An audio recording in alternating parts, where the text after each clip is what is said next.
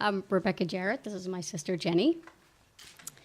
And a few years ago, we were going to be taking a trip together. And this trip had been rescheduled several times before this. We were going to visit a very dear friend in Charlotte, North Carolina, who had been on and off sick for years, and we were really worried about him, and we were very anxious to take this trip. And so finally, we're at the point where we've booked non-refundable tickets to Charlotte, North Carolina, and we're really kind of excited about that.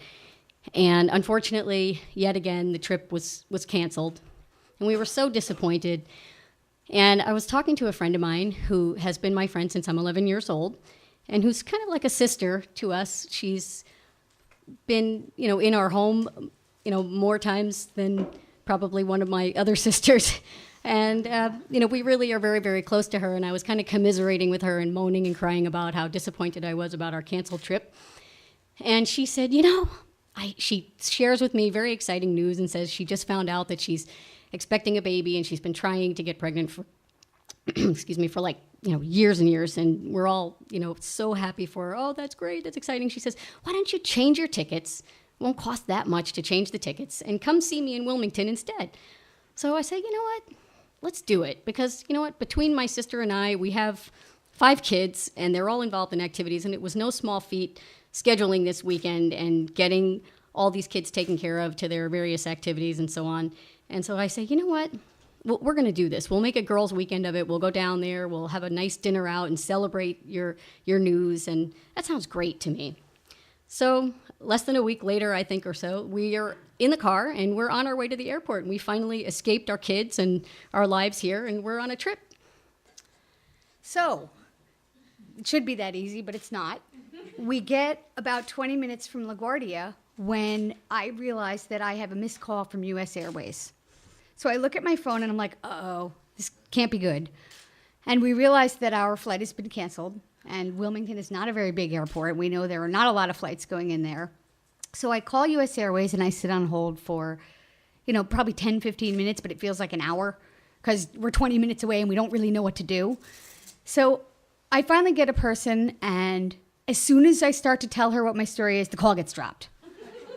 Great. Okay, so now I'm getting annoyed again, and I call up and sit on hold for maybe another 10 or 15 more minutes, and I get a woman who not only does she barely speak English, but she's not very smart. And she starts to tell me, oh, well, we have a flight. It leaves from Newark. And I'm like, this is great. And she says, it leaves in 20 minutes. And I'm like, okay, well, you don't have to be a rocket scientist to know that you can't get from one airport to the other in 20 minutes. And I'm pretty sure it's your rule. I have to be there an hour in advance. So I don't think we can make that flight. Okay, she says she doesn't really understand it. I explain it. I'm not ever certain she understands it. But she says, okay. How about I have something out of Hartford? It leaves in 4 hours. And I'm like, oh, all right, you know what? This is actually doable. 4 hours? Beck, turn the car around. So she turns the car around. We go back through the toll booth, and we're headed towards Connecticut. When we're going through the booking process on the phone, and I realize, wait a minute. We're not rich people. We don't have chauffeurs. So when we get back to LaGuardia, we don't have a car. Our car's in Hartford. And I say to the lady, what am I supposed to do about that? Well, take a bus? I'm like, no, forget it, Beck, turn the car around. So we start heading back to LaGuardia with no flight. And I eventually find out that there's a flight that leaves at 11 o'clock at night. It gets in, probably 6 o'clock, it gets in at like 1 o'clock in the morning, and we can stay in a hotel and take a connecting flight at like 6 a.m. We're kind of bummed we'll lose a night, but we love traveling together. We'll have fun. And okay, we booked the flight. Well, now we have all this time to kill, and we're not going home. We've already ditched the kids and the husband. There's no way we're going home. Not happening. I'm not getting sucked into snack time. So what are we going to do? We're going to go to the mall. So we turn around again, back through the toll, because now we're headed back to the Westchester, and you have to go through the toll, of course. We go to Nordstrom, because they carry our size. And we buy shoes and boots and all kinds of fun stuff. And we're justifying this because, we're going on a girls' weekend and we have all this time. Like, of course we have to buy stuff. Then we go to Sephora, which is like Disneyland to us. And we try on every lipstick and every color in the rainbow of eyeshadow. And when we realize that we look like hookers, we decide we're going back to the airport. We're going to be really early for our flight, but we can play with our lip gloss. And so we go back and we have plenty of time. It's about 6 o'clock now. And in the parking lot, we open up the back of her minivan and we start mixing. I don't want my old stuff now. I want all my new stuff. So we start going into our bags and unpacking and putting in the new stuff. And we finally get settled, and there we are in the airport when we realize there's actually an 8 o'clock flight that was sold out, but we might be able to get on standby. So you have to have 2 bags. You can only bring 2 bags. And I'm standing there in the line to clear security so we could go on standby when a woman comes up to me and says, "Go mind your bag." And I look at her and I go, "Excuse me?" And she says, "Go mind your bag." And I'm minding my bags. They're right here. And I look at my sister who's chuckling, going, "2 bags, Jen." She's saying, "Combine your bags." Which, of course, irritates me because I'm kind of embarrassed, but I'm also annoyed that she can't really speak English. So, okay, whatever. I got my 2 bags. I put the Sephora bags inside the other Sephora bag and then stuff it into my suitcase. And I send my suitcase through the security. And I go to the other security line where they start to take off my sweater because it has a metal belt on it, and my shoes. And I didn't realize I was going to have to do this. So I'm in bare feet, like standing in the gross airport.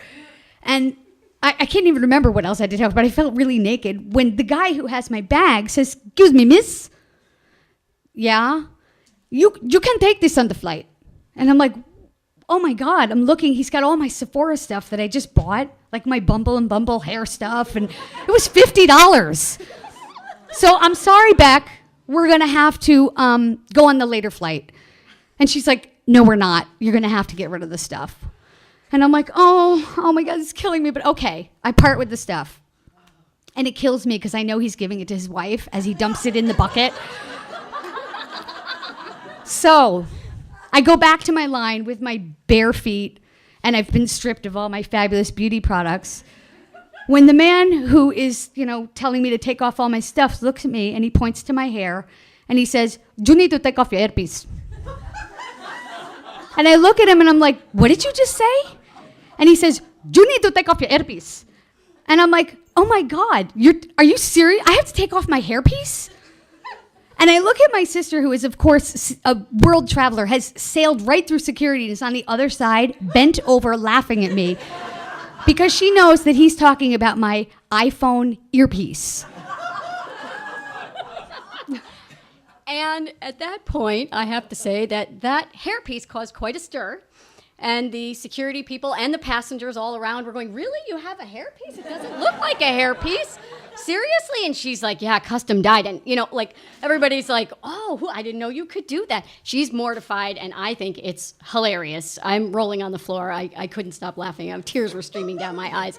I thought it was the funniest thing ever. We did get on the earlier flight, and we didn't get to sit together, but that was fine because she knew I was nearby, because I chuckled probably about every 10 minutes. I would burst into fits of laughter again about the hairpiece thing, and the fact that she very nearly took off the hairpiece in the middle of the airport. I just thought that was priceless.